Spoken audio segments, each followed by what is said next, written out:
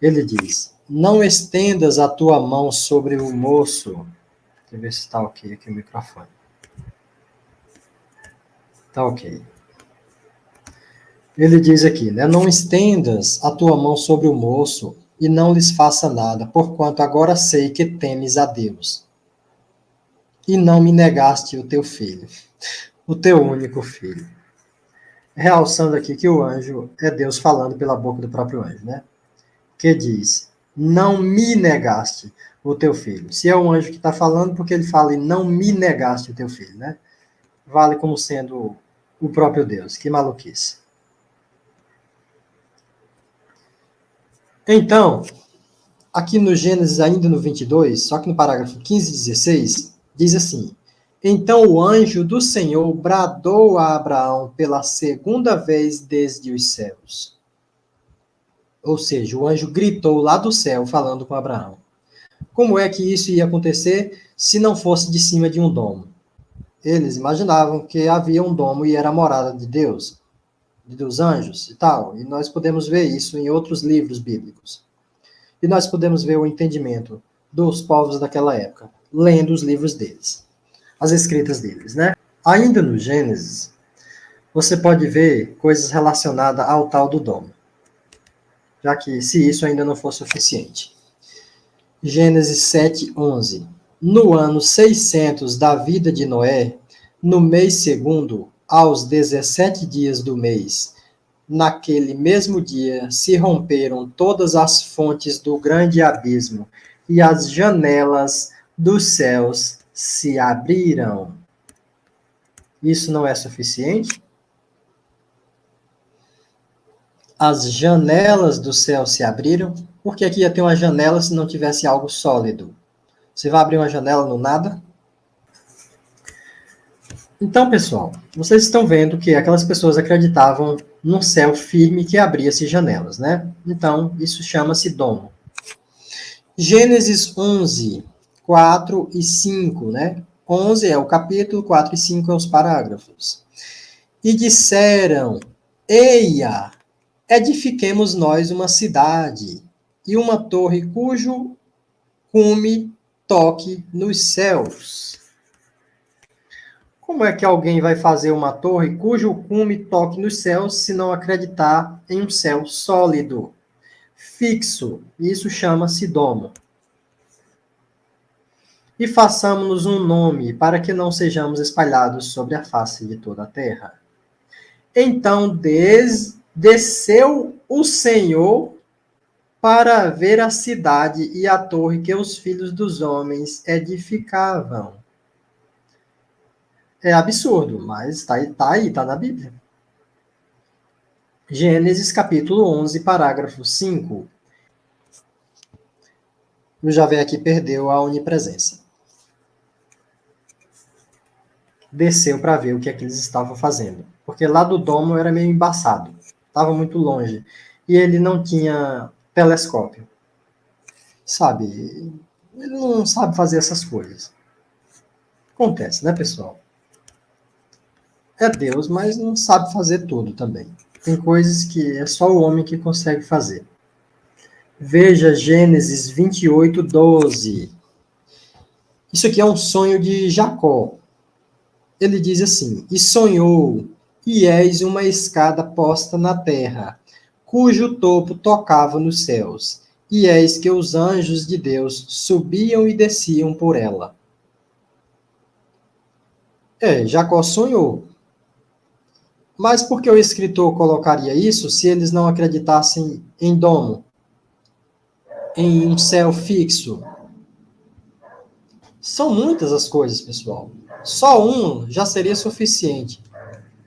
Mas não é um, nem duas, nem três, nem cinco. São inúmeras. Veja o livro de Jó. Jó também é um livro antigo. Ele diz, ou estendeste com ele os céus, que estão firmes como espelho fundido. Lembrando, pessoal, que espelho, naquela época, daquele pessoal, não era um espelho como nós temos nos dias de hoje. Veja quem está conosco aqui, a Belinha. Está dizendo, opa, boa noite, Teteus. Salve RC, salve Belinha. Boa noite. Naquela época, eles faziam espelho de metal. Eles pegavam um metal, né, um bronze, alguma coisa assim, e eles poliam este bronze, né, fazia aquela chapa bem lisinha, retinha, e eles poliam aquele metal até ele tornar-se um espelho. Até hoje existem esses tipos de espelho, que são usados em telescópios, né? O espelho do telescópio, quando ele é de vidro, o estanho é pela frente, não por trás do vidro, para evitar a distorção da luz, né? Para a luz não passar pelo vidro. Segundo a Reis, capítulo 7, parágrafo 2, porém, um senhor, em cuja mão o rei se encostava, respondeu ao homem de Deus e disse: Eis que ainda que o Senhor fizesse janelas no céu, poder-se-ia fazer isso? Ainda também, segundo a Reis 7, no parágrafo 19, repete a mesma coisa. Josué também aqui, ó, capítulo 10, parágrafo 11. E sucedeu que, fugindo eles de diante de Israel, isso aqui foi quando Josué estava invadindo lá as cidades e matando todo mundo na espada, queimando a fogo, apoiado pelo Deus Javé. E sucedeu que, fugindo eles de diante de Israel, a descida de Bet-Oron, o Senhor lançou sobre eles do céu grandes pedras até Azeca, e morreram.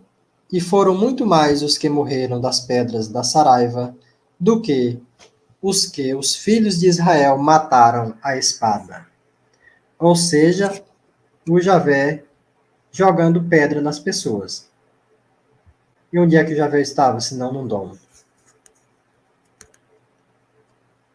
Isaías 34:4. E todo o exército dos céus se dissolverá, e os céus se enrolarão como um livro, e todo o seu exército cairá, como cai a folha da vide, e como cai o figo da figueira. Quem é que iria escrever um negócio desse, senão a pessoa que acredita num domo, que acredita no céu firme, a morada dos deuses? Mas hoje em dia, já foram sondas, foguetes, sondas viajaram até a outros planetas. E nunca foi encontrado domo algum. Ou seja, se não há a morada dos deuses, como pode haver os deuses?